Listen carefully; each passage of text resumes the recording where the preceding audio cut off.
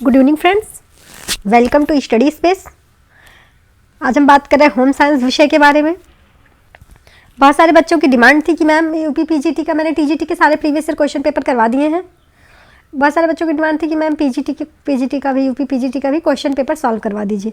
तो ये है 2016 का क्वेश्चन पेपर जिसमें 125 क्वेश्चन आए थे। ठीक, हम हाफ करके 2 पार्ट में करेंगे इन क्वेश्चनों को। देख लेते हैं कैसे क्वेश्चन आए थे। आप देख लीजिए क्योंकि प्रीवियस ईयर क्वेश्चन आने वाले एग्जाम के लिए बहुत बेनिफिशियल होते हैं।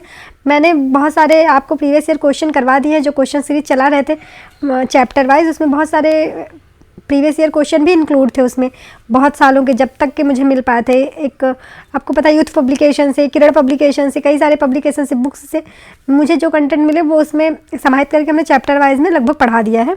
फूड एंड न्यूट्रिशन कंप्लीट कर लिया है हमने। उपचारात्मक पोषण, उसमें 2 चैप्टर और बचे हैं, वो दोनों करवाने के बाद आपको टेक्सटाइल के क्वेश्चन करवाऊंगी और चैप्टर वाइज। ठीक है, वो आप देखते रहिए क्योंकि वो सबसे ज़्यादा इंपॉर्टेंट है, वो आपके लिए बेनिफिशियल है। क्योंकि आपका जो बिहार पीजीटी का आगे एग्जाम है, हमने उसका सिलेबस भी आपको दिया। अगर आपने सिलेबस नहीं देखा तो पहले आप जाके सिलेबस देख लें। सिलेबस वाइज आपको करवाया जा रहा है तो आप उसे ज़रूर देखें।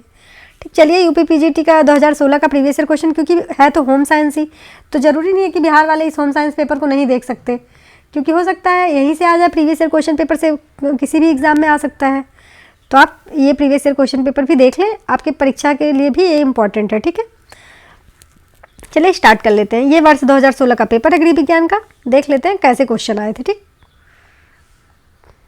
पहला था, चलचित्र किस प्रकार की विस्तृत शिक्षा विधि है? वाचन और दृश्य, वाचन, दृश्य, सुनना। जो चलचित्र, ये दृश्य शिक्षा विधि है। इसमें क्या होता है, चलचित्र जो आपको पता है कि एक दृश्य दिखाया जाता है, किसी प्रोजेक्टर पे उपयोग करके दृश्य दिखाया जाता है और साधनों का उपयोग करके इसे सिखाया जाता है। 25 से 30% अधिक सीखते हैं बच्चे इस विधि से, जो देख के भी सिखाया जाता है। हम सिर्फ सुन के या बोल के कितना सीख पाते हैं, उससे 25 से 30% ज़्यादा सीख लेते हैं देखने के बाद कोई चीज़। और ये बस बातचीत आपस में, जैसे हम बातचीत करते हैं उसके माध्यम से भी सीखते हैं। इससे ज़्यादा केवल उसी से सीखते हैं जो आपस में हम डिस्कशन विधि करते हैं। और दृश्य साधनों का जो आकर्षित करने की सहायता मिलती है इसमें, वो दृश्य साधनों के लिए व्यक्ति को कार्य करने हेतु प्रेरित होते हैं, रुचि उत्पन्न होती है, सीखने में स्थायित्व में वृद्धि होने लगती है और शिक्षण संचार का कार्य जो है आसान हो जाता है। थोड़ा जो शिक्षा विधि का कार्य है वो ईजी हो जाता है जब हम इन दृश्य संसाधनों का प्रयोग करते हैं चलचित्र का। आपको पता है मूवी हम देखते हैं बहुत टाइम तक नहीं भूलते हैं, और अगर कोई चीज़ हम पढ़ते हैं तो थोड़े टाइम बाद भूल जाते हैं, तो ये ज़्यादा इफेक्टिव होता है। ओके, ऑप्शन नंबर सी सही है। नेक्स्ट क्वेश्चन, रोगों की रोकथाम और स्वास्थ्य का संवर्धन का प्राथमिक उद्देश्य है? रोग हर दवा, मतलब रोग हरने वाली दवा, प्राथमिक दवा, रोकथाम दवा, आधुनिक दवा। जो रोकथाम और स्वास्थ्य के संवर्धन के लिए सबसे इंपॉर्टेंट है वो है रोकथाम दवा।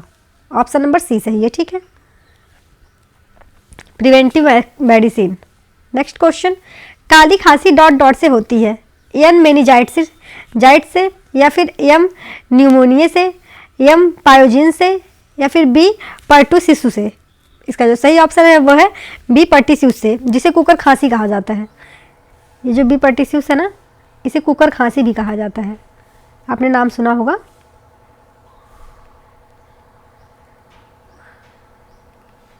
इसे कुकर खांसी भी कहते हैं। ये एक अत्यंत संक्रामक रोग होता है, एक बार जिसे पकड़ लेते हो बहुत तेजी से फैलने लगता है अगल बगल। जो बार्डेटेला पर्टूसिस, इसकी जो बैक्टीरिया है उसका नाम है बार्डेटेला। ठीक है, हम यहाँ मेंशन कर दे रहे हैं बार्डेटेला,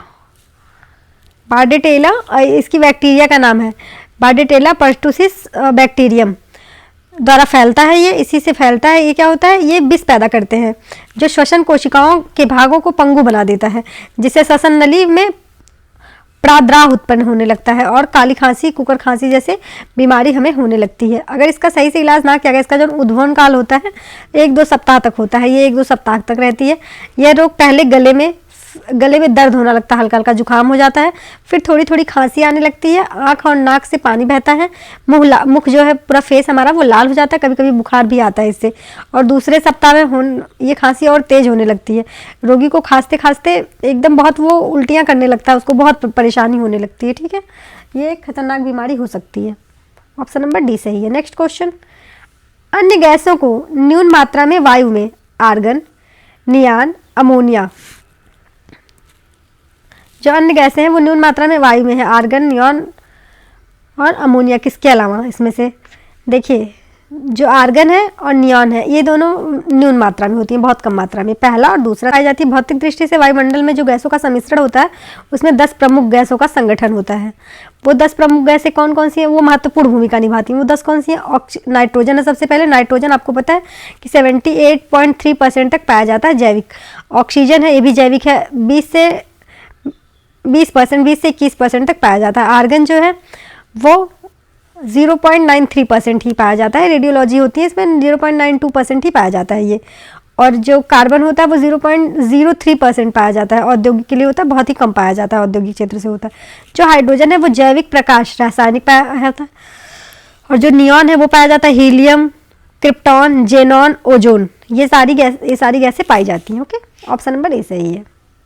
नेक्स्ट क्वेश्चन, कृत्रिम आयु आवागमन अधिकतर डॉट डॉट स्थानों पर पाया जाता है। सार्वजनिक हॉल में, सिनेमा घर में या फिर कारखाना में, बस स्टॉप में। जो कृत्रिम आयु आवागमन हो हमारे देश में सिनेमा घर में, सार्वजनिक हॉल का, जो कारखाना, प्रयोगशाला आदि सभी जो होता है इन सब में पाया जाता है। ठीक, तो पहला, दूसरा और तीसरा, ऑप्शन नंबर बी सही है इसका। क्वेश्चन है ईपीए का को विस्तारित करें। इसका फुल फॉर्म पूछ रहा है ईपीए का। एसेंशियल पेंटानाइक अम्ल, ऑप्शन नंबर बी। इको सापेलमिटिक अम्ल, ऑप्शन नंबर सी। इको सापेंटोइनिक अम्ल, इको सापेटेनाइक ऑक्सीडेंट। ठीक, इसका जो सही ऑप्शन नंबर सी है, इको सापेंटोइनिक अम्ल, ऑप्शन नंबर सी सही। नेक्स्ट क्वेश्चन, स्तन दूध का कैसीन अनुपात आरंभिक स्तनपान में होता है। जो स्तन दूध का कैसीन अनुपात होता है वो आरंभिक स्तनपान में कितना होता है? 60:40, 18:32, 80:20, 90:10। इसका जो अनुपात होता है कैसीन का स्तन दूध में, वो होता है 90:10। ऑप्शन नंबर डी सही है। ओके, नेक्स्ट क्वेश्चन, गर्भावस्था के दौरान वांछित आईसीएमआर होता है। जो गर्भावस्था के दौरान वांछित आईसीएमआर होता है वो क्या होता है? 21 मिलीग्राम प्रतिदिन, 35 मिलीग्राम प्रतिदिन, 40 मिलीग्राम प्रतिदिन या फिर 10 मिलीग्राम प्रतिदिन। इसका जो सही ऑप्शन है ऑप्शन नंबर बी है, 35 मिलीग्राम प्रतिदिन होना चाहिए। रिपीटेड क्वेश्चन है, कई बार हमने आपको करवाया है क्वेश्चन, ऐसे भी नॉर्मल भी करवाया है और क्वेश्चन प्रैक्टिस जो करवाया प्रीवियस ईयर उसमें भी करवाया गया है कई बार। जो गर्भावस्था के दौरान महिलाओं का खुराक होता है वो बढ़ जाता है, क्योंकि उनको अपने बच्चे को भी तो थोड़ा देखना पड़ता है। जो भूण पड़ रहा है उसके स्वास्थ्य का भी रख रखाव करना पड़ता है। जब प्रसव के दौरान आवश्यक शरीर स्वास्थ्य सफल स्तनपान कराने की क्रिया के लिए आवश्यकताओं की पूर्ति की जाती है, सारी आवश्यकताओं की पूर्ति की जाती है। जो महिला गर्भवती है उसमें प्रोटीन आहार अनिवार्य होता है, प्रोटीन, क्योंकि प्रोटीन से ही सेल्स का निर्माण होता है। गर्भवती महिला को दूध, अंडा, मछली जैसे उत्पाद, मांस का सेवन करना चाहिए, सभी चीज़ें खिलाना चाहिए। जो शाकाहारी हैं उन्हें विभिन्न प्रकार के अनाज, दाल और खून की कमी होने पर उसमें मतलब वृद्धि करने के लिए लौह तत्व अत्यंत महत्वपूर्ण है। तो बाजरा होता है, तिल होता है, ये सब बीजों का प्रयोग करना चाहिए। हरी सब्जियां खिलाने की। गर्भावस्था के दौरान माता को शिशु का भी ध्यान रखना पड़ता है। ठीक, ऑप्शन नंबर बी सही है इसका। नेक्स्ट क्वेश्चन, जिंक फास्फेट एक जहर के रूप में लिए प्रयुक्त होता है। जो जिंक फास्फेट होता है एक जहर के लिए प्रयोग किया जाता है। दीमक, तिलचट्टे के जहर के लिए, चूहे के जहर के लिए या फिर घरेलू मक्खी के जहर के लिए। किसे मारने के लिए इसका प्रयोग किया जाता है? जिंक फास्फेट का। इसका जो सही ऑप्शन है ऑप्शन नंबर सी है, चूहे को मारने के लिए। ठीक, चूहे की जहरीली दवा बनाई जाती है जिंक फास्फेट से। ऑप्शन नंबर सी सही है। नेक्स्ट क्वेश्चन, 6 वर्ष से कम आयु के बालक, गर्भवती और स्तनपान कराने वाली माताएं, किशोर लड़कियां की लाभार्थी हैं। मध्याह्न भोजन कार्यक्रम के लिए, बालवाड़ी भोजन कार्यक्रम के लिए, एकीकृत बाल विकास योजना के लिए, जवाहर रोजगार योजना के लिए। 6 वर्ष से कम आयु के जो बालक, गर्भवती माता और स्तनपान कराने वाली माताएं किस योजना से लाभान्वित है? ये एकीकृत बाल विकास सेवा योजना।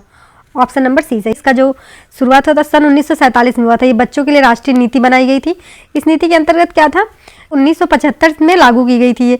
इस नीति के दौरान 0 से 6 वर्ष आयु वर्ग के जो बच्चे होते थे उनके लिए पोषण और स्वास्थ्य की देखभाल की जाती थी। इस समय से ही इसे 4 करोड़ बच्चों का नामांकन नामांकन किया गया था, उसी टाइम कर दिया गया था 4 करोड़ बच्चों का नामांकन। वर्तमान में केंद्र सरकार द्वारा इस योजना में 90% खर्च वहन करती है। 90% इस योजना का जो खर्चा है वो केंद्र सरकार खुद से वहन करती है, ठीक है, अपने राजकोष से। और बाकी जो है वो राज्य सरकार और केंद्र सरकार प्रदेश जो राज्य सरकार होती है अपने आप करती है, ठीक। बाकी जो 10% बच रहा है। 2015-16 में इस बजट में इस योजना के लिए 14,000 करोड़ का प्रावधान किया गया था। ICDS जो है एक विस्तृत रूप समन्वित बाल विकास योजना का है। इसे समेकित बाल विकास योजना केंद्र प्रायोजित किया गया था। इसका जो लाभ है वो अब जिसका जो बहुत बड़ा कार्यक्रम किया गया था 6 वर्ष से बच्चे के लिए किया गया था, गर्भवती माताओं के लिए और जो दूध पिला रही है उनकी माताओं के लिए किया गया था। क्योंकि माताएं स्वास्थ्य का देखभाल नहीं करती तो बहुत सारे बच्चे या माताएं खुद पेप्टिक अल्सर का शिकार हो जा रही थी। इसीलिए पेप्टिक आहार के लिए विटामिन की गोलियां दी जाने लगी बच्चों को। इसके तहत बहुत सारे कार्य किए गए। माताएं, किशोर, लड़कियां एकीकृत बाल विकास योजना के लाभार्थी होती हैं। ओके, इससे बहुत ज़्यादा पोषण में सुधार हुआ है। 0 से 6 वर्ष के बच्चों का स्वास्थ्य का स्तर सुधरा है। 0 से 6 वर्ष के बच्चों की जो जानलेवा बीमारियां होती थी उनके टीका कार्यक्रम के लिए सहयोग प्राप्त होता रहता है, ठीक है। ऑप्शन नंबर सी सही है। नेक्स्ट क्वेश्चन, एक बालक चलने दौड़ने जैसी गतिविधियों पर ... के दौरान नियंत्रण पाता है। 1 से 2 वर्ष के दौरान, 7 से 8 वर्ष के दौरान, 4 से 5 वर्ष के दौरान या फिर 2 से 3 वर्ष के दौरान। एक बच्चा जब पैदा होता है तो कितने वर्ष में वो अपनी चलने फिरने और दौड़ने की गतियों पर नियंत्रण पा लेता है? 4 से 5 वर्ष में, ठीक। ऑप्शन नंबर सी सही है। जो 4 से 5 वर्ष का बच्चा होता है वो खड़ा हो जाता है, चलने लगता है और उन पर नियंत्रण पा लेता है अपनी मांसपेशियों पे। नेक्स्ट क्वेश्चन, जल के शुद्धिकरण की भौतिक विधि है उबालना, तनुकरण, अवसादन, उपपचयन। जो जल की शुद्धिकरण की विधि है वो है उबालना। नेक्स्ट क्वेश्चन, ग्रेन्यूसोलाइट है। ग्रेन्यूसोलाइट क्या है? न्यूट्रोफिल्स है या फिर इओसिनोफिल्स है, बेसोफिल्स है, उपरोक्त सभी है। जो ग्रेन्यूसोलाइट है ये उपरोक्त सभी है, ठीक। ग्रेन्यूसोलाइट के अंतर्गत क्या होता है? न्यूट्रोफिल्स और इओसिनोफिल्स जो होता है ये बेसोफिल्स, ये लगभग 10 से 15 माइक्रोन व्यास के होते हैं। WBC के जो कई प्रकार होते हैं ये विशेष प्रकार से काम करते हैं हमारे WBC के लिए। जैसे न्यूट्रोफिल्स जो है कुल WBC का 65% से 70% हमला करने वाले बैक्टीरिया पर हमला कर देते हैं। जैसे हमारे WBC पर ये आप पहले जानिए ये है क्या। जैसे हमें एंटीबायोटिक दी जाती है रोग प्रतिरोधक क्षमता को बूस्ट करने के लिए। तो जैसे ही कोई बाहरी बैक्टीरिया हमारे WBC पे हमला करती है तो इसमें जो हमारा ये है न्यूट्रोफिल्स, ये WBC 65 से 70% हमला करने वाले बैक्टीरिया को मार देता है तुरंत और उन्हें अपनी गिरफ्त में ले लेते हैं। जो लिम्फोसाइट्स होते हैं WBC एवं एंटीबॉडीज उत्पादित करते हैं, वो एंटीजेंस के शरीर में जाकर उसकी रक्षा करता है यही बैक्टीरिया। जो बोसोफिल्स है ये क्या करता है? थक्का रोधी तरल जिसे हिपेरिन कहते हैं, हिपेरिन इसे कहते हैं। आपने सुना होगा कि जब हमारे शरीर से रक्त स्राव होता है तो तुरंत जाके रक्त को रोकने का कार्य करता है, ठीक। तो इसे हिपेरिन भी कहते हैं, इसे बासोफिल्स भी कहते हैं। थक्का रोधी तरल के लिए कार्य करता है, स्राव को रोक देता है, स्राव करता है थोड़ा सा, जो विशिष्ट एंटीजेंस के खिलाफ रक्त कोशिकाओं के थक्के जमने से रोकता है, जो थक्का जम जाए उससे रोकता है, ठीक। इसका जो सही ऑप्शन नंबर डी है सभी। नेक्स्ट क्वेश्चन, फाइब्रिनोजिन को फाइब्रिन में ... है, थ्रोम्बोक्सन है या फिर प्रोथ्रोम्बिन है, थ्रोबॉक्साइट है या फिर थ्रोम्बिन है। इसका जो सही ऑप्शन है वो है थ्रोम्बिन। यह क्या करता है? यह रक्त का थक्का जमना, खून के बहने को रोकने के लिए शरीर की रक्षा प्रणाली है। प्लाज्मा में रक्त में ये घुलनशील प्रोटीन है ब्रिनियोजन पाया जाता है, जो अघुलनशील प्रोटीन फाइब्रिनोजन के साथ कार्य करती है। फाइब्रिनोजन को क्या फाइब्रिनोजन में थ्रोम्बिन जो है वो फाइब्रिनोजन को फाइब्रिन में बदल देता है। ब्लड प्लेटलेट्स जो होते हैं हमारे वो थ्रोम्बोसाइट भी कहते हैं। छोटे गोलाकार होते हैं, अंडाकार रंगहीन कोशिका होती है इसकी, ठीक। ये अस्थि मज्जा में पाए जाते हैं। अब बिम्बाणु इससे टूट जाते हैं, जहाँ चोट लगता है तो बिम्बाणु टूट जाते हैं, फिर से एंजाइम थोड़े रिलीज करने लगते हैं जो फाइब्रिनोजन की फाइब्रिन बनने की प्रक्रिया में मदद करती है। फाइब्रिनोजन बड़े पैमाने पर रेशों के रूप में थक्का बना देता है जो रक्तवाहिकों में बह रहे खून को बंद कर देता है। थक्का बनने के बाद पीले रंग का तरल पदार्थ जो होता है, सीरम कहते हैं उसे, वो बच जाता है, बेस्ट नहीं होता। इसका ऑप्शन नंबर डी सही है। नेक्स्ट क्वेश्चन, लिक्ट्यूशन ... प्रक्रिया है, निगलना, उत्सर्जन, चबाना, नन ऑफ दीज। जो लिक्ट्यूशन है वो है उत्सर्जन। नेक्स्ट क्वेश्चन, पुनर्जैविक डॉट डॉट के लिए प्रयुक्त होता है, रक्ताधान के लिए, कृत्रिम श्वसन के लिए, डायलिसिस के लिए, अतिछनन के लिए। जो पुनर्जैविक प्रयुक्त होता है वो होता है कृत्रिम श्वसन के लिए। ऑप्शन नंबर बी सही है। इसमें क्या होता है, जब एक व्यक्ति का दम घुटने लगता है अथवा औषधि अधिक मात्रा में सेवन कर लेता है और ऐसी परिस्थितियों में डॉक्टर सहायता प्राप्त होने से शीघ्र अतिशीघ्र रोगी को कृत्रिम श्वसन दिया जाना चाहिए। हृदय का स्पंदन बंद हो जाने के बाद कृत्रिम श्वसन देने से भी कोई लाभ नहीं होता, अतः कृत्रिम श्वसन तुरंत दिया जाता है। ठीक, नेक्स्ट क्वेश्चन। अमाशय में पेप्सिनोजन को सक्रिय करता है कौन? Pepsin, HCl, renin, amylase. अमाशय में जो है पेप्सिनोजन को कौन सक्रिय करने का कार्य करता है? ये करता है HCl। HCl जो होता है अम्लीय होता है, ठीक है, हमारे अमाशय में पाया जाता है। Next question. निम्नलिखित में से कौन सा उदर आंत्र नलिका का भाग नहीं है? यकृत, पित्ताशय, अग्नाशय, सभी। इसमें से कौन सा जो है वो उदर आंत्र नलिका का भाग नहीं है? सभी। ओके, ऑप्शन नंबर डी सही है। इनमें से कोई भी, जो यकृत है लीवर, जो पित्ताशय है और जो अग्नाशय है पैनक्रियाज, कोई भी उदर नलिका का भाग नहीं है। ठीक, नेक्स्ट क्वेश्चन। सांदर्भ हार्मोन्स का उदाहरण है इंसुलिन, इप्रिनिफ्रिन, ग्लूकेगॉन या फिर एस्ट्रोजन। कौन सा है जो सांदर्भ हार्मोन्स का उदाहरण है?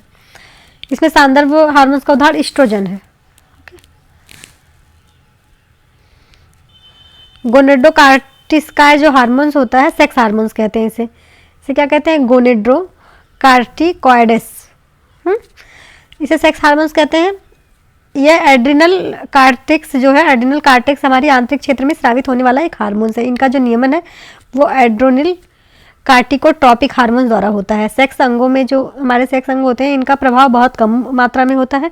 इसके अंतर्गत एंड्रोजन जो होता है, एस्ट्रोजन तथा प्रोजेस्टेरोन, इन तीनों में लिंग हार्मोन्स का समावेश होता है। और उसके बाद क्या हो जाता है, इन लिंग हार्मोन्स का सभी में समा होता है। इनका जो प्रभाव है वो बिस्तर तथा डिंबाशय पर पड़ता है। स्रावित हार्मोन्स के समान ही होता है। ये भी पुरुष और स्त्रियों के प्रजनन अंगों को कार्य प्रभावित करता एक महत्वपूर्ण भूमिका निभाता तथा इनका शारीरिक स्वभावगत विशेषता को भी प्रभावित करते हैं ये सब जो एस्ट्रोजन हार्मोन्स होते हैं। Next question. स्पर्मेडिट से शुक्राणु में परिवर्तन की जाने वाली प्रक्रिया कहलाती है। जो स्पर्मेडिट होता है उनसे शुक्राणु में परिवर्तन की जाने वाली प्रक्रिया क्या कहलाती है? शुक्रोत्सर्जन कहलाती है, शुक्राणु कहलाती है, स्पर्मेशन कहलाती है, स्पर्मिओनेजेसिस कहलाती है। इसको कहते हैं spermiogenesis, spermiogenesis. Option next question. Spermatid से शुक्राणु में परिवर्तन की प्रक्रिया कहलाती है शुक्राणुत्सर्जन कहलाती है, स्पर्मिएशन कहलाती है, स्पर्मिओजेनेसिस कहलाती है। ऑप्शन नंबर डी सही है। आपको पता है कि शुक्राणु का निर्माण और जनन एपिथेलियम की जो कोशिका होती है उसका विभाजन होता है।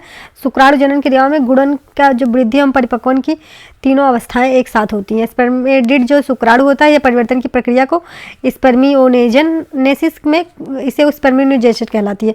स्पर्मेडिट में शुक्राणु में परिवर्तन होने वाली प्रक्रिया को स्पर्मिओजेनेसिस कहते हैं। शुक्राणु जनक जो परिपक्वन प्रवस्था होती है वो दो विभाग में बांटी गई। एक समसूत्री विभाजन इसका किया गया जिससे गुणन प्रवस्था कोशिका की वृद्धि इसमें हो जाती है।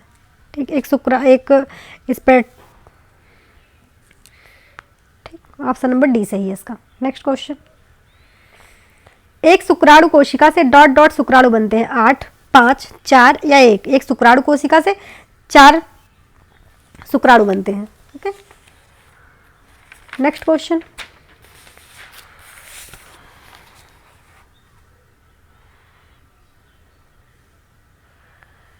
अंडोत्सर्जन के बाद बचे हुए ग्रैन्युलोसा और थीका इंटरना कोशिका बनाती है कार्पस ल्यूटियम, पुटिकाएं या धीका एक्सटर्नो एंडोमेट्रियम। इसका जो सही ऑप्शन है वो है option number A corpus luteum. पूरा साइंस उठा के पूछा था, आपको पता है।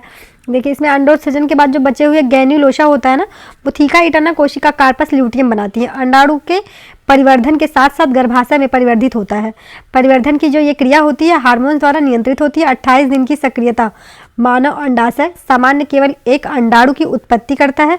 अंडाशय द्वारा अंडाणु की निर्मुक्ति को अंडोत्सर्जन कहते हैं। ऑप्शन नंबर ए सही है। नेक्स्ट क्वेश्चन, डॉट डॉट केंद्रक को कोशिका द्रव्य कोशिका द्रव्य से अलग करता है। केंद्रक छिद्र, केंद्रक झिल्ली, न्यूक्लियोप्लाज्म, साइटोप्लाज्मिक, जो साइटोप्लाज्मिक झिल्ली होती है वो। इसका जो सही ऑप्शन है वो है ऑप्शन नंबर बी, केंद्रक झिल्ली। ओके, ऑप्शन नंबर बी सही है। नेक्स्ट क्वेश्चन, डॉट डॉट कोशिका में प्रोटीन संश्लेषित करता है। पैरोक्सीमोम, राइबोसोस, केंद्रक, पुट्टिका। इसमें से कौन सा है जो प्रोटीन को संश्लेषित करता है? राइबोसोम्स प्रोटीन को संश्लेषित करने का कार्य करते हैं ये। इसकी जो देखिए राइबोसोम जो है वो प्रोटीन संश्लेषित करता है, क्योंकि इसमें राइबोसोम्स का मुख्य कार्य जो होता है कोशिका संश्लेषण की क्रिया में भाग लेना होता है। इसीलिए राइबोसोम जो होता है कोशिका और प्रोटीन की फैक्ट्री कहा जाता है इसे। राइबोसोम्स कोशिका प्रोटीन का संश्लेषण केंद्र होता है। इसकी जो खोज हुई थी वो 1955 में हुई थी। इसकी खोज की गई थी 1955 में। 1955 में इसकी खोज हुई थी। जब इसे सूक्ष्मदर्शी से देखा गया तो इसमें ऐसे कण दिखाई दिए जो इलेक्ट्रॉन सूक्ष्मदर्शी से दिखाई पड़ते हैं। छोटे छोटे सूक्ष्मदर्शी, बहुत छोटे छोटे कण दिखाई दिए। ये प्रद्रव्य जलिका में झिल्लियों की सतह पर सटे होते हैं। जो प्रद्रव्य की जलिका होती है उसकी झिल्ली पर सटे होते हैं ये।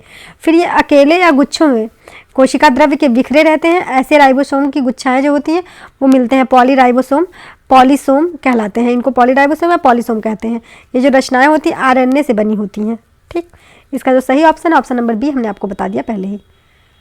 Next question, DNA dot dot में उपस्थित होता है। केंद्रक में, माइटोकांड्रिया में, ए बी दोनों में, या फिर गल्जिका उपकरण में। जो हमारा डीएनए होता है वो ए बी दोनों में, माइटोकांड्रिया में भी और केंद्रक में भी उपस्थित रहता है। डीएनए केंद्रक और माइटोकांड्रिया दोनों जगह पाया जाता है।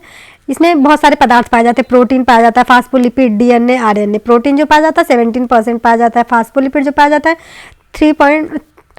3 से 5% तक पाया जाता है। डीएनए जो पाया जाता है 10% पाया जाता है। आरएनए 2 से 3% तक पाया जाता है। जो माइटोकांड्रिया इसकी जो खोज हुई थी एल्टमैन, इसकी खोज अल्टमैन नामक वैज्ञानिक ने 1880 में किया था। यह कोशिका द्रव्य में पाई जाने वाली एक महत्वपूर्ण रचना है जो कोशिका द्रव्य में बिखरी रहती है, फैली रहती है। अल्टमैन ने इसे बायोब्लास्ट तथा बेल्डा माइटोकांड्रिया का नाम दिया था। इसका आकार और आकृति परिवर्तनशील होती है। ठीक, इसका जो सही ऑप्शन ऑप्शन नंबर सी है। नेक्स्ट क्वेश्चन, डॉट डॉट लार में पानी की मात्रा कितने प्रतिशत होती है? 96.9%, 43.7%, 99.27%, 45%। जो लार में पानी की मात्रा होती है 99.27%। ऑप्शन नंबर सी सही है। ठीक, आपको पता है स्लाइवा हमारी जो होती है इसमें पानी की सबसे ज़्यादा मात्रा पाई जाती है। इसका जो पीएच होता है 6.8 होता है। स्लाइवा का, हमारे लार का जो पीएच होता है 6.8 होता है। हमारे मुख में प्रतिदिन 1.5 लीटर, 1 से लेकर 1.5 लीटर यानी 1500 मिलीलीटर लार का श्रावण होता है। ठीक, नेक्स्ट क्वेश्चन, एक सामान्य वयस्क में रक्त की औसत मात्रा है 2 लीटर, 5 लीटर, 7 लीटर या फिर 1.5 लीटर। एक सामान्य वयस्क में जो रक्त की मात्रा होती है वो होती है, टोटल जो रक्त की मात्रा पाई जाती है वो होती है 5 लीटर, 5 से 6 लीटर तक पाई जाती है। महिलाओं और पुरुषों की तुलना में 1/2 लीटर। महिलाओं को अगर 1 लीटर हो रही है तो पुरुषों को ऐसे 1/2 का अनुपात होता है। किसी को 1 तो किसी को 2। इसी में रक्त कम हो जाता है। 1/2 लीटर रक्त। मानव शरीर में रक्त की जो मात्रा होती है 7% होती है और रक्त का जो क्षारीय विलयन होता है इसका 7.4 होता है, यानी इसका पीएच जो है वो 7.4 होता है। रक्त में 2 प्रकार के पदार्थ पाए जाते हैं, प्लाज्मा और रुधिराणु। सही ऑप्शन है वो है ऑप्शन नंबर बी, 5 से 6 लीटर तक पाया जाता है। नेक्स्ट क्वेश्चन, एक वस्त्र का सबसे प्रबल दृश्य तत्व और दूर से दिखने वाली पहली चीज है रेखा, रंग, संरचना, रूपरेखा। एक वस्त्र में सबसे दूर के दृश्य से जो प्रबल दिखाई देता है वो क्या दिखाई देता है? वो दिखाई देता है रूपरेखा।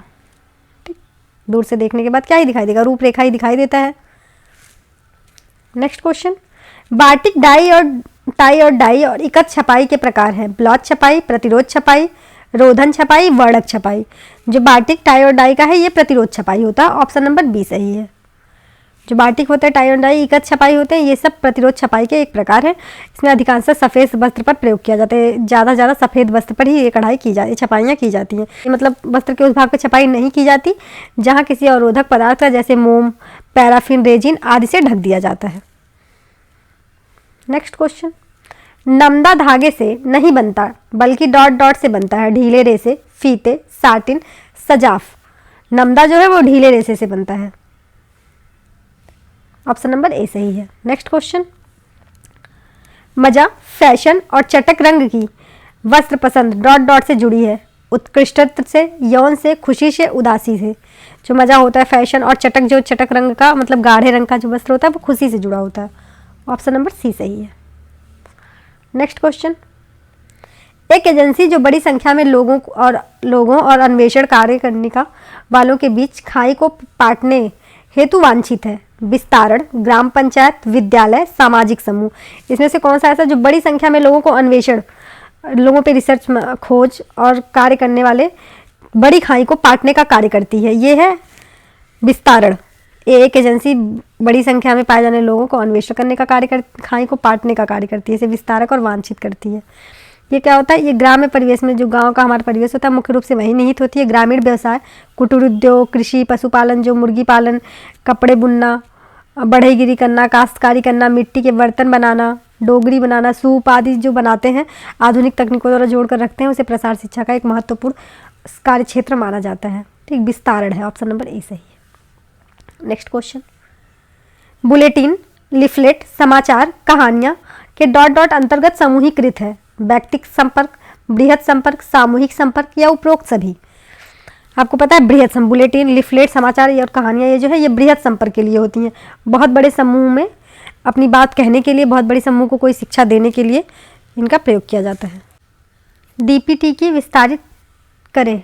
Diphtheria, pertussis tetanus, diphtheria, pneumonia tetanus, ईयरिवल pertussis tetanus, diphtheria, pertussis, toxocytes. इसका जो सही ऑप्शन है वो है डीपीटी का जो फुल फॉर्म है वो है diphtheria, pertussis tetanus. Option number A सही है। नेक्स्ट क्वेश्चन, बृहत स्तर पर प्रयुक्त जीवंत जीवाणु टीका है ओपीवी, पीपीवी, एचआईवी या फिर बीसीजी। बृहत स्तर पर जो प्रयुक्त जीवांत जीवाणु टीका होता है उसे क्या कहते हैं? उसे कहते हैं बीसीजी। आप सभी को पता है कि बीसीजी टीका बच्चा पैदा होने के बाद जो ये टीका होता है तपेदिक क्षय रोग की रक्षा, क्षय रोग से बचाने के लिए लगाया जाता है। इसको जो ये नाम दिया था, ये दिया था कालमेट तथा ग्यूरिन नामक दो वैज्ञानिकों ने दिया था। इन्हीं के नाम पर ये बना था बीसीजी का टीका। नेक्स्ट क्वेश्चन, ऑटोमोबाइल दहन घरेलू ईंधन का जलना प्रदूषण के स्रोत हैं। जल, मृदा, वायु, ध्वनि। जो ऑटोमोबाइल्स दहन होते हैं और घरेलू जो ईंधन होते हैं इनका जलना किस प्रदूषण के अंतर्गत आता है? वायु प्रदूषण के अंतर्गत। नेक्स्ट क्वेश्चन, आवश्यक वसा अम्लों में शामिल है स्टीयरिक अम्ल और ओलिक अम्ल, ओलिक अम्ल व लिनोलिक अम्ल, पार्मिटिक अम्ल व लिनोलिक अम्ल, लिनोलिक अम्ल व लिनोलेइक अम्ल। इसका जो सही ऑप्शन है वो है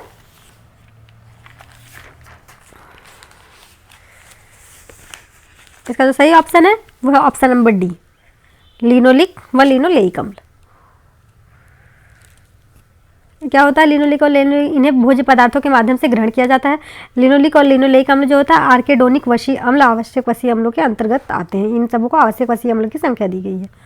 नेक्स्ट क्वेश्चन, गर्भकाल एलबीडब्ल्यू समय पूर्व जन्म साथ जुड़े हैं। निम्न फाल्कर स्तर से, निम्न लिपिड स्तर से, निम्न कार्बोहाइड्रेट स्तर से, निम्न प्रोटीन स्तर से। जो गर्भकाल होता है एलबीडब्ल्यू होता है और समय पूर्व जन्म से के साथ होता है। ये सबसे ज़्यादा जुड़े होते हैं निम्न फॉलेट स्तर से। ठीक है, क्या होता है? समय पूर्व जन्म का निम्न फॉलेट स्तर से जुड़े रहते हैं। गर्भपात का कारण होता है आनुवांशिक क्रोमोसोमल असामान्यता होती है। माता या पिता दोनों में से किसी एक या दोनों में क्रोमोसोम के किसी प्रकार की असामंजस्यता होने का होती है। इम्यूनोलॉजिकल समस्याएं होती हैं इसकी। इम्यूनोलॉजिकल डिसऑर्डर जैसे अस्थमा, एलर्जी, ऑटो इलिपेंट्री सिंड्रोम हो जाता है। ऐसी समस्याओं के कारण गर्भपात होता है। भ्रूण इम्प्लिटेशन नहीं कर पाता है इसमें। तो एंडोक्रिनोलॉजिकल जो डिसऑर्डर होता है वो डायबिटीज़, जो जिनको डायबिटीज़ रहता है उनको भी, ऑस्टोपोरोसिस, कुशिंग रोग सिंड्रोम आदि सबके जो मरीज़ होते हैं उनको भी ऐसे गर्भपात की समस्या हो जाती है।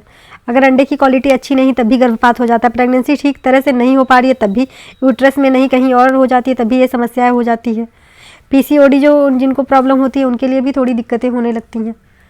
इसका जो सही ऑप्शन है वो है ऑप्शन नंबर ए, निम्न फालकर अस्तर। नेक्स्ट क्वेश्चन, नवजात के भोजन में जोड़ा गया ठोस भोजन कहलाता है विकोष्ठ, वेमीन, मृदु भोजन या biscuit.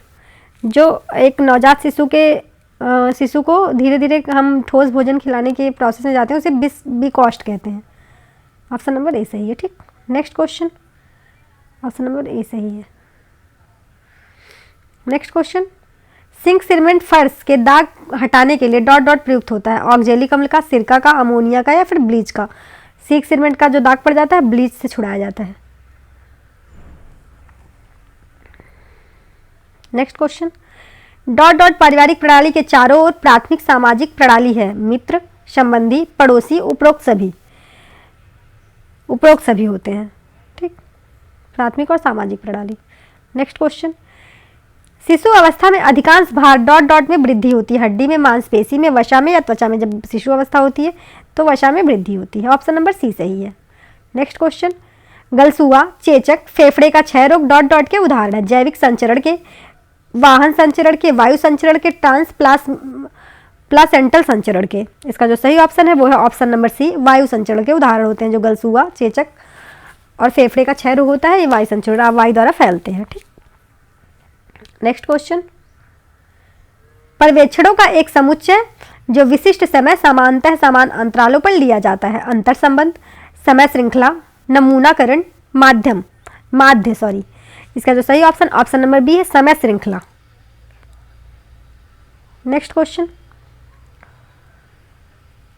Thrombocytes co dot dot भी कहते हैं lymphocytes, WBC, RBC, platelets. Thrombocytes को और क्या कह सकते हैं, हमने आपको पीछे ही बताया था। थ्रोम्बोसाइट्स को प्लेटलेट्स भी कहा जाता है। नेक्स्ट क्वेश्चन, उदर आंत्र नलिका की आधारभूत प्रेरक गति डॉट डॉट कहलाती है संकुचन कहलाती है, मैस्टिकेशन कहलाती है, निष्कासन कहलाती है, पेरिस्टालिसिस कहलाती है। इसका जो सही ऑप्शन है ऑप्शन नंबर सी है, पेरिस्टालिसिस कहलाती है। ये उदर आंत्र नलिका में जो एक भूत प्रेरक गति होती है। ऑप्शन नंबर डी सही है इसका। ठीक है, नेक्स्ट क्वेश्चन, शरीर में ऊतक ऑक्सीजन मध्यवर्ती के रूप में कार्य करता है पोटेशियम के रूप में, सोडियम के रूप में, कार्बन डाइऑक्साइड के रूप में, हीमोग्लोबिन के रूप में। इसमें से कौन सा ऐसा पदार्थ है जो एक मध्यवर्ती पदार्थ के रूप में कार्य करता है? हीमोग्लोबिन के रूप में। ओके, ऑप्शन नंबर डी सही है। ये मध्यवर्ती के रूप में कार्य, हीमोग्लोबिन जो होता है प्रोटीन और ग्लोबिन, इन्हें प्रोटीन को ग्लोबिन कहा जाता है। ठीक, और इसमें हिम जो होता है लोहा होता है, हीमोग्लोबिन दोनों, ग्लोबिन प्रोटीन होती है, हिम लोहा होता है। इसका रंगा पदार्थ जो होता है वो जुड़ा होता है, लोहा पाया जाता है इससे, इसीलिए इसमें आयरन भी पाया जाता है ठीक ठाक मात्रा में। नेक्स्ट क्वेश्चन, भोजन को चबाया जाना डॉट डॉट कहलाता है पाचन, पीसना, मैस्टिकेशन, नन ऑफ दीज। भोजन को जो हम चबा चबा के खाते हैं ना उसे हम क्या कहते हैं, उसे पीसना कहते हैं। ओके, ऑप्शन नंबर बी सही। Okay, next question, dot dot कोशिकाएं आमाशय में अम्ल विलयन स्रावित करती हैं। मुख्य कोशिका, पार्श्विक कोशिका, पार्श्विक कोशिका, आक्षंतिक कोशिका, पेप्टाइड।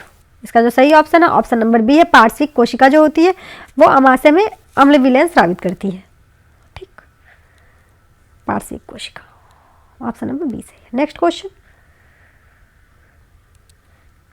ACTA का विस्तार करें।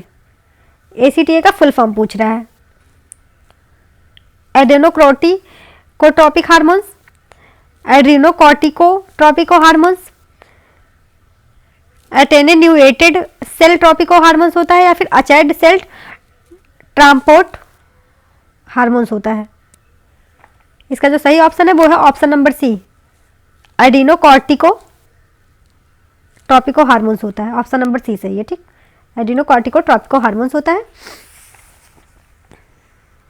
जो हमारा एडिनल कार्टेक्स होता है और एडिनल मेडुला होता है। एडिनल कार्टेक्स में मिनरलोकोटिकॉइड पाया जाता है, ग्लूकोकॉर्टिकॉइड पाया जाता है, गोनाडोकार्टिकॉइड पाया जाता है। इसमें 3 पाए जाते हैं। जो हमारा एडिनल मेडुला होता है उसमें 2 होता है, एपिनेफ्रिन होता है, नॉर एपिनेफ्रिन होता है, नॉट नहीं है, नॉन एपिनेफ्रिन होता है, ठीक है।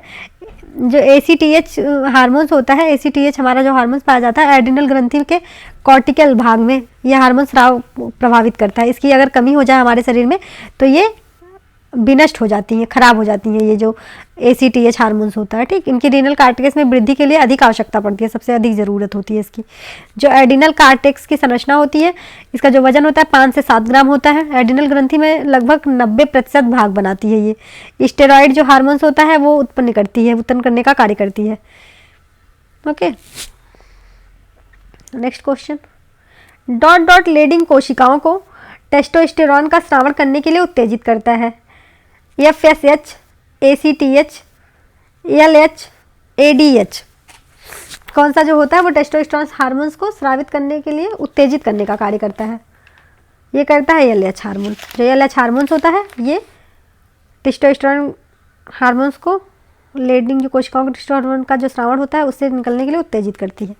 ऑप्शन नंबर C सही है। ये हार्मोन जो है नर में इसका अभाव, अंतराली कोशिकाओं में जो नर में होता है इसका अभाव होता है और मादा में एस्ट्रोजन हार्मोन स्रावित करने का कार्य करती है।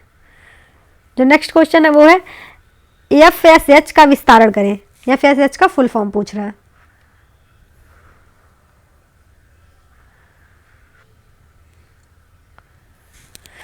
Option number A folliculars stimulating hormones, fast stimulating hormones, follicle starting hormones, folliculation stimulation hormones. इसका जो सही ऑप्शन है वो है option number A folliculars stimulating hormones. ये मादा के अंडाशय में फॉलिकल्स के रूप में पाए जाते हैं। फॉलिकल्स के रूप में वृद्धि तथा अंडों का निर्माण के लिए प्रोत्साहित करता है। ये जो हार्मोन्स होता है मादा में हार्मोन्स का एस्ट्रोजन के स्रावण को प्रेरित करता है और नर शुक्राणु तथा शुक्रजान नलिकाओं का निर्माण इन्हीं के द्वारा प्रेरित होती है, इसी हार्मोन्स के द्वारा। ऑप्शन नंबर A सही है। Next question. अंडोत्सर्जन की प्रक्रिया है अंडा बनाना, अंडे का निष्कासन सूत्र, अंडे की वृद्धि, नन ऑफ दीज। जो अंडोत्सर्जन की प्रक्रिया है वो क्या कहलाती है? अंडे का निष्कासन।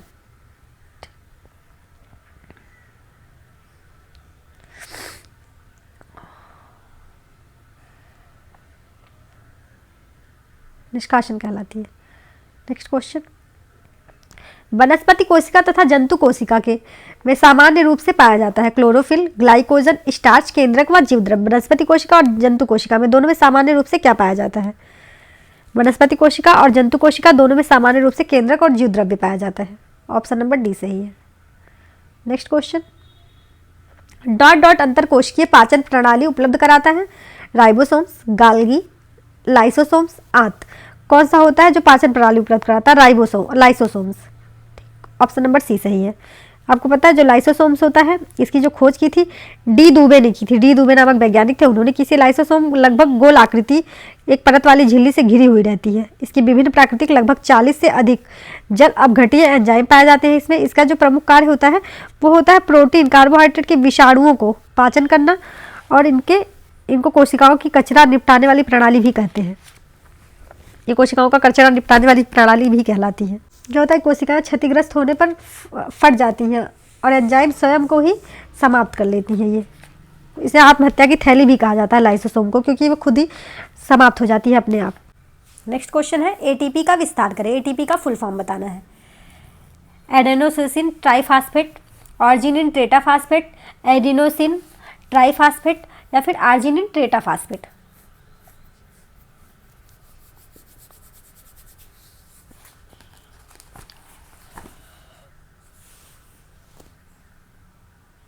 इसका जो सही ऑप्शन है वो है adenosine triphosphate. Option number A सही है, इसका फुल फॉर्म है। ठीक। Next question. अंडे की सबसे बाहरी परत है कोरोना रेडिएट, उपकला, जोना पुलुसिडा, नन ऑफ दीज। जो अंडे की सबसे ऊपरी परत होती है उसे क्या कहते हैं? उसे कहते हैं corona radiata. Option number A सही है। ठीक, ये जो अंडा होता है हमारा, ये रक्त रुधिर की तरह तरल भाग में प्लाज्मा कहते हैं, प्लाज्मा को कहते हैं। इसमें रुधिर जो कणिकाएं होती हैं वो तैरती रहती हैं आपस में। ये हल्के पीले रंग का चिपचिपा होता है, थोड़ा क्षारीय होता है, थोड़ा सा क्षारीय होता है। और जो आयतन है इसके हिसाब से संपूर्ण जो रुधिर होता है 55% भाग होता है। शेष में 45% रुधिर कणिकाएं होती हैं तथा प्लाज्मा 90% भाग होता है। इसमें शेष में जो है 10% प्रोटीन, कार्बनिक अम्ल, अकार्बनिक पदार्थ पाए जाते हैं। ऑप्शन नंबर ए सही है। नेक्स्ट क्वेश्चन, एक संयोजक ऊतक है, डॉट डॉट एक संयोजक ऊतक है, आमाशय, कार्डियक ऊतक, रक्त, नन ऑफ दीज। कौन सा एक संयोजक ऊतक है? इसमें से जो रक्त है वो एक संयोजी ऊतक है। ऑप्शन नंबर सी सही है, रक्त एक संयोजी ऊतक है। नेक्स्ट क्वेश्चन, एरिथ्रोपोइटिन का मुख्य भाग डॉट डॉट स्रावित होता है, आमाशय, फेफड़े, हृदय, वृक्क। जो एरिथ्रोपोइटिन होता है इसका जो मुख्य भाग होता है वृक्क से स्रावित होता है। वे रंग जो बर्फ के साथ ठंडे स्थान पर प्रयुक्त होते हैं, ऋणायनिक रंग, धनायनिक रंग, वेट रंग, एजो रंग। वे रंग जो बर्फ के साथ ठंडे जगह पर प्रयुक्त किया जाता है उसे कहते हैं एजो रंग। ठीक, ऑप्शन नंबर डी सही है। नेक्स्ट क्वेश्चन, ट्विल बुनाई रेशे का उदाहरण है, मलमल, चादर, स्पोर्ट्स कोट, खाकी। कौन सा इसमें ट्विल बुनाई रेशे से बुना हुआ उदाहरण है? जो खाकी होता है हमारा वह ट्विल बुनाई से बुने गए रेशे का उदाहरण। नेक्स्ट क्वेश्चन, आज का लास्ट क्वेश्चन है ये, ड्राफ्टिंग वस्त्र की सभी स्थितियों की एक निर्माण योजना तथा काचुकी, कंचुकी और कॉलर, जेब, बाजू क्या है इसमें से? ये कॉलर, जेब, बाजू तीनों है, इसका तीनों ऑप्शन सही है। ठीक है, ऑप्शन नंबर डी सही है। इसमें ये क्या होता है, ड्राफ्टिंग जो होता है ये एक सभी स्थितियों में एक निर्माण योजना में कंचुकी का जो एक कॉलर, जेब, बाजू आदि का होना आवश्यक होता है। इसमें 63 क्वेश्चन बचे हुए हैं, वो नेक्स्ट वीडियो में करवाएंगे हम आपको। ओके, आज के लिए बस इतना ही। आप चैनल को सब्सक्राइब करें, बेल आइकन को प्रेस करें ताकि नोटिफिकेशन आपको मिल सके और आप हमसे जुड़ सकें। Thank you for watching this video. मिलते हैं नेक्स्ट वीडियो में। ओके।